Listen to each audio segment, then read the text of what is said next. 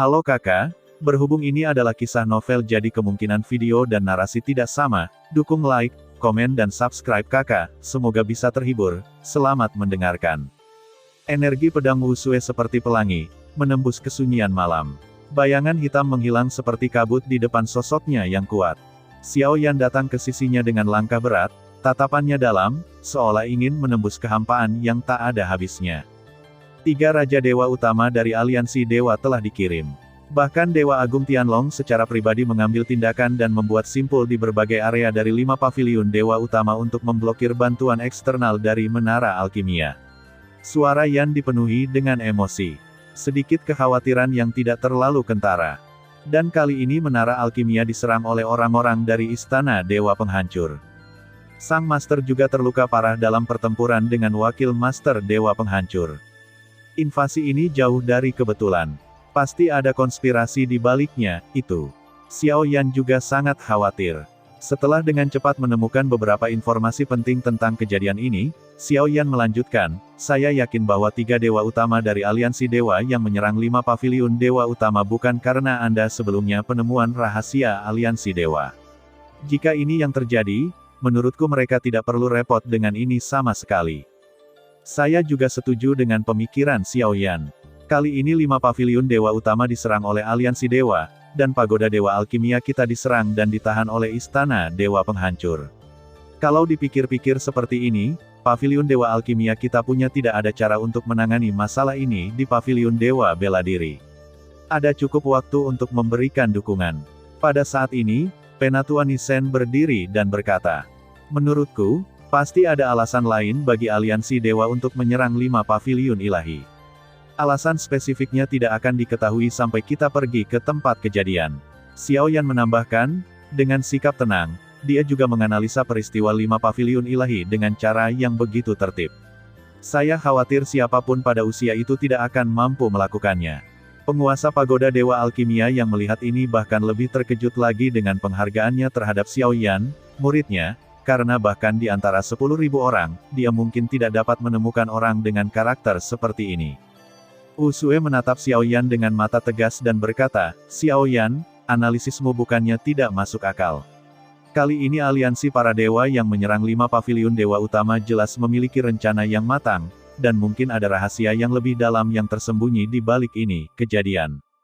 Tampaknya pertempuran ini jauh lebih rumit dari yang kita bayangkan. Penghalangnya adalah memblokir bantuan dari luar, dan cedera serius sang master membuat kita pasif. Wusue terdiam, matanya seperti bintang dingin, bersinar dengan cahaya dingin. Pria yang berlumuran darah berjuang untuk melontarkan kata-kata terakhir yang dia ucapkan, saya ingat mereka datang untuk merebut manik Void Nirvana dari penguasa 5 paviliun suci. Mutiara Void Nirvana. Wusue terkejut saat mendengar ini, tapi sangat terkesan dengan nama Mutiara Void Nirvana. Masih ada getaran yang tak terlihat dalam suaranya. Dia tahu apa itu Mutiara Void Nirvana. Itu adalah kepala dari 72 artefak besar. Namun, master dari 5 paviliun suci masing-masing memegang pecahan Mutiara Void Nirvana. Ketika pecahan dari 5 Mutiara Void Nirvana disatukan kembali, kekuatan misterius yang dapat membuat segala sesuatu terlahir kembali akan terbangun. Wajah penguasa menara dalam dan 10 tetua para dewa sama-sama serius. Mengenai Mutiara Void Nirvana, mereka mengetahui fungsi dan kekuatan artefak ini.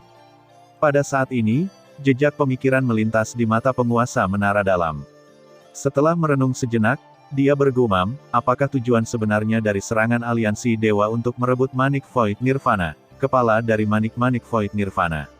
Artefak. Tapi aliansi dewa dan yang lainnya apa gunanya kekuatan nirwana dan kelahiran kembali? Hati Wusue sekarang seperti lautan yang bergejolak. Setelah mengetahui tujuan aliansi dewa menyerang 5 paviliun suci, dia tidak ingin tinggal di sini sebentar Mutiara Nirwana. Dia tahu bahwa begitu Mutiara Nirwana kekosongan jatuh ke dalam jika jatuh ke tangan mereka, itu mungkin akan lebih merugikan 5 paviliun ilahi agung dan kekuatan dewa super lainnya. Singkatnya apa yang terjadi kali ini, aliansi dewa menyerang 5 paviliun ilahi untuk merebut Mutiara Void Nirvana, dan istana dewa penghancur menyerbu menara alkimia untuk merebut Heart of the Sky 2. Melihat bahwa masalahnya memang serius, penguasa pagoda ilahi tidak membuang waktu dan segera mengirimkan pesan meminta guru Wusue untuk pergi. Bagaimanapun, Aliansi dewa hanya mengirimkan 3 dewa besar, dan di mata Penatua Nisen, mereka akan dapat dengan mudah menyelesaikan masalah seperti itu. Usue mengangguk, selama satu master-master datang, itu sudah cukup. Dia adalah setengah dewa, dan dia dapat dengan mudah berurusan dengan para dewa dari aliansi para dewa. Usue, biarkan aku pergi bersamamu juga. Kamu membantuku memasuki menara alkimia sebelumnya, jadi sekarang aku akan membantumu mengusir semua orang yang menyerang paviliun dewa bela diri. Mata Xiao Yan penuh tekad, dan nadanya penuh tekad. Melihat Xiao Yan begitu bertekad, Usue segera setuju. Namun, dia sedikit mengernyit, diam-diam berpikir bahwa perjalanan ke paviliun Wushen itu panjang dan akan memakan waktu lama. Jika memakan waktu terlalu lama, bagi mereka, bahkan jika penyelamatan mencapai medan perang pada saat itu, saya khawatir paviliun dewa bela diri akan dimusnahkan sepenuhnya oleh aliansi dewa. Usue menghela nafas pelan, dan pikirannya berpacu untuk melihat apakah dia bisa memikirkan cara untuk mencapai paviliun dewa bela diri dalam waktu singkat.